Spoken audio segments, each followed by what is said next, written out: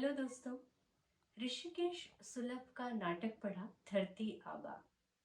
धरती आबा यानी धरती का पुत्र।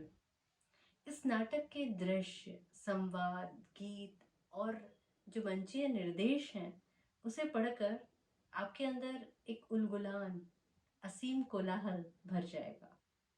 आज भी धरती और मनुष्य की मुक्ति का जयंत अभियान जारी है। जल, जमीन, जंगल को लेकर अपनी दावेदारी के लिए आज भी आदिवासी संघर्षरत हैं। ये नाटक आज के संदर्भ को प्रस्तुत करता है, आपको अपने समय से रूबरू कराता है। नाटक के अंत में एक गीत है। धरती आग की लपटों में लपटे है जीभ निकाले, असहाय कांपता देश हमारा, जैसे पत्ते कांपे, अंधियारे में छिपा देश आठों कोनों खोजे, तुम उगो सूर्य के जैसे जन जन में, तुम आंधी बनकर गरजो हर वन में। नाटक जननायक बिरसा मुंडा पर केंद्रित है। बिरसा के समय ब्रिटिश राज था।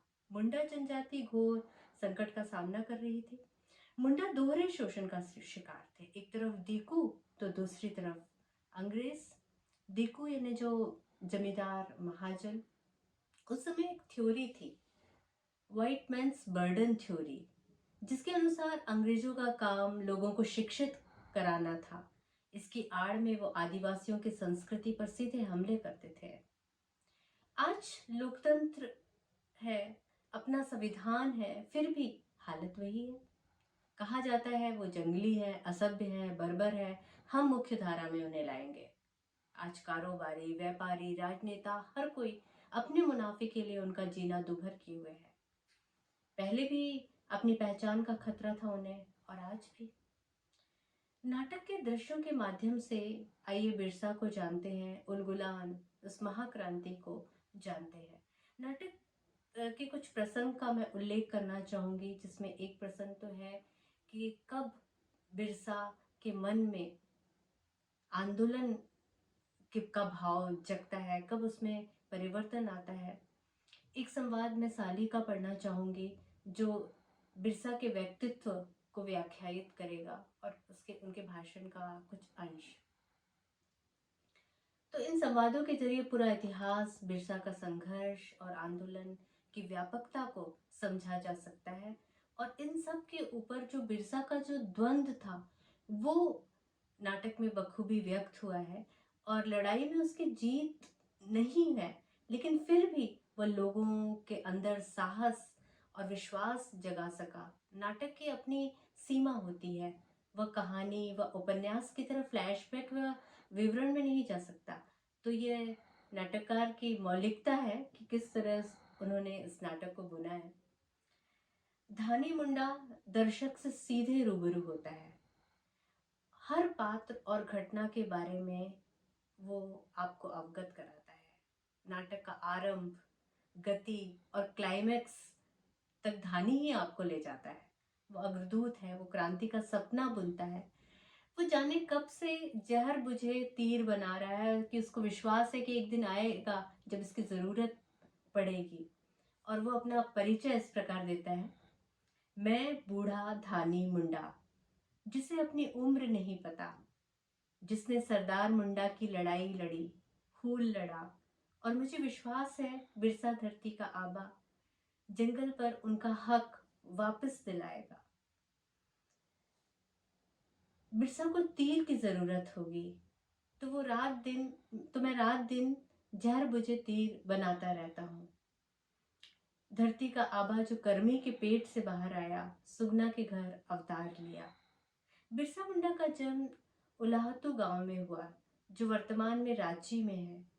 बिरसा ने चाईबासा मिशनरी स्कूल में प्रारंभिक शिक्षा ग्रहण की, जहां उन्होंने देखा कि लालच देकर लोग किस तरह से धर्म पर परिवर्तित करते हैं, जो उसे गलत लगा।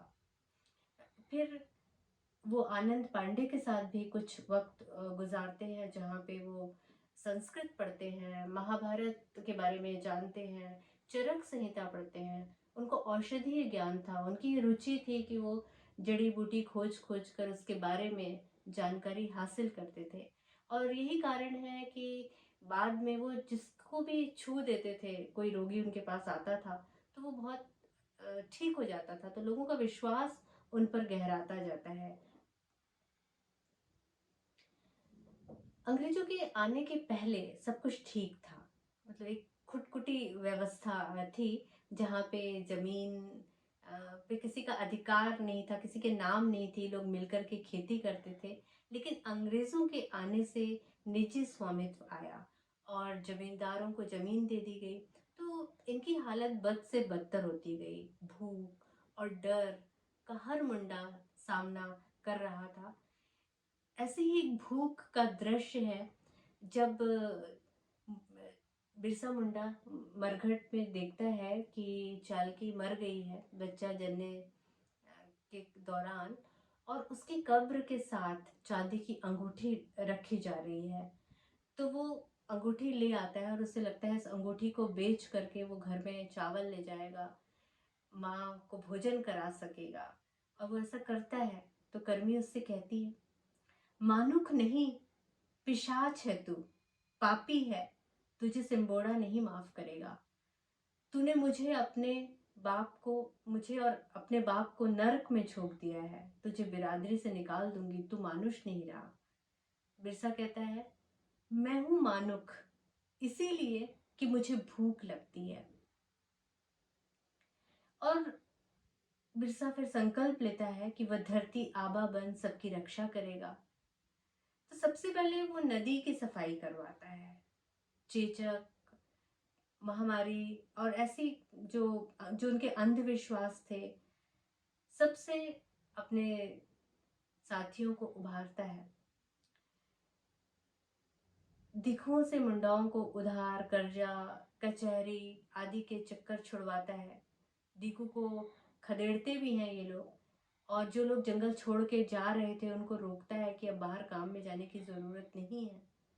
वो लगान देने से मना करते हैं, और गुरिल्ला उनकी जो शैली थी उससे वो युद्ध करके एक आतंक महाजनों के मन में और अंग्रेज़ों के मन में पैदा करते हैं। और जो अंग्रेज थे वो सच में बिरसा के प्रभाव से बहुत डरने लगते हैं।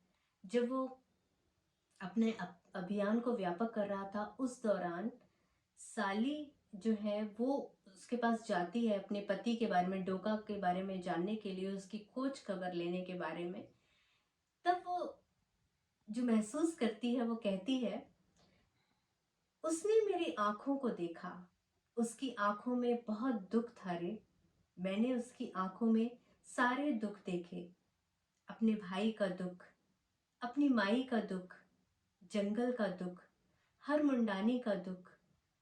उसके छूते ही लगा मैंने नदी में बहते जल में नहाया हो, जैसे जैसे भोर की हवा ने छू लिया हो मुझे। किसी देवता के फल की तरह था सब कुछ। उसने धोखा के कलेजे में कई हाथियों की ताकत भर दी। उसने मुझ पगली को बदल दिया। तो साली का ये संवाद बिरसा के व्यक्तित्व की समस्त विशिष्टता को समेटे हुए है। अत्यंत विराट व्यक्तित्व, प्रभावशाली व्यक्तित्व, और बिरसा ने इस व्यक्तित्व को अर्जित किया था लगातार पढ़कर, समझकर। देखते देखते ये मुंडा विद्रोह फैलता चला जाता है। डुम्बरी पहाड़ में एक भीषण नरसंहार सरकार द्वारा किया जाता है, और वे लगातार स्वाभिमान और स्वराज की अलख जलाते रहे, और एक दिन धोखे से बिरसा को पकड़ा जाता है और जेल के अंदर मरकर भी बिरसा जो है वो अमर हो जाता है। बिरसा के कारण हर मुंडा आज निडर है। बिरसा के कारण ही जनजातियों के पक्ष में 1908 में कानून आता है, और बाद में भी कई कानून आते हैं उनके पक्ष में। तो इस प्रकार आज भी जंगल पर अपने अधिकारों की लड़ाई जारी है, और यह लड़ना सिखाया बिरसा मुंडा ने।